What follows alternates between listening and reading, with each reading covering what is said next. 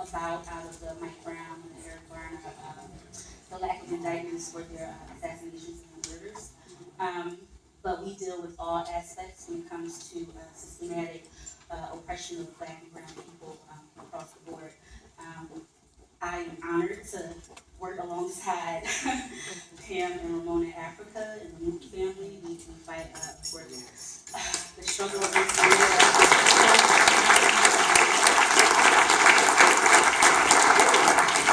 I'm honored. I just had the pleasure of meeting Chairman Frank Hampton Jr.'s mother, Aqua and Jerry. It is such an honor to be in this moment. You know, I don't consider myself to be like young because I'm like 38, but I know that in your eyes I am very, very young. But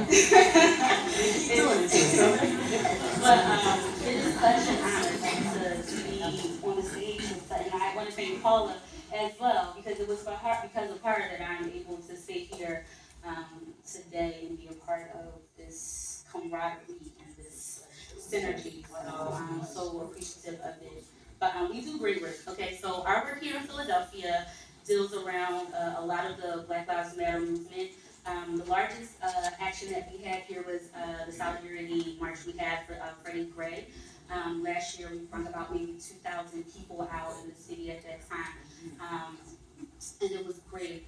I've had the opportunity to go to Baltimore and deal with that. And some of the very same issues that I hear on this stage today is very, very relevant in my life as a mother. I have a daughter who will be 18 next month. And so, you know, having to prepare her when I leave out to go do an action or to go somewhere, it's like now it's to the point there, so it's like a head nod, like you know what time it is. You know, it's almost like, you know, look out for that phone call. And so, you know, it's always, you know, as a mother, but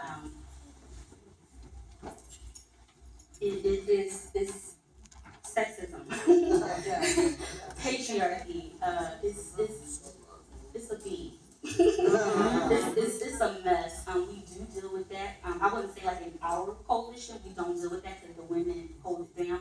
But yeah, we do hold it down. But I will say the meaning thing that I have experienced was from a member of the so-called new Black Panther Party when I was in Baltimore.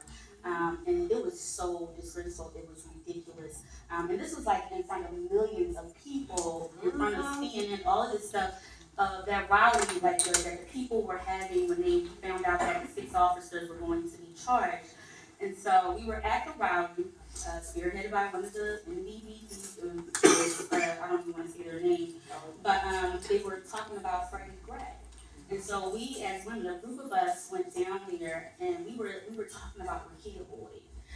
We were talking about Maya Hall, who was a transgender woman, also from Baltimore, whose name that we did not hear. And so that is a thing for us, you know, as women. We want to be acknowledged too, because we know that women are being victimized and brutalized and murdered by the police as well as men, but it's always a patriarchal narrative that we experience. And so we fought so hard, it's ridiculous. When they heard us saying justice for Rakia and justice for Maya Hall, a brother came over to us and said, "This is not the time for that." He said, this ain't about that right now. So, you know, we had to literally like raise our voices and push our way to the forefront. And when I finally made it to the podium, I swear my emotions were so high, it was ridiculous. You'd have thought like my mother had just passed away because I was so filled with like emotion for a man to tell me that a sister is not valid or important, knowing that Freddie Gray came from a woman. You know, like it was so crazy. Like he literally like took the mic and said like, "Go ahead, do what you gotta do." And I said, "We're not gonna do that right now." You know what I mean? So I just had to like look at him and say like, "Really?" But the whole time he was speaking, he was saying, "I'm coming to you in the spirit of Harriet Tubman and Sojourner Truth." And I'm like, "You're such a crap." You know what I mean? But it was you know, to be a mother and to have a man that's supposed to be a part of, the Black Power movement, the current Black Power, or the past Black Power movement. It was such an emotional feat for me to deal with.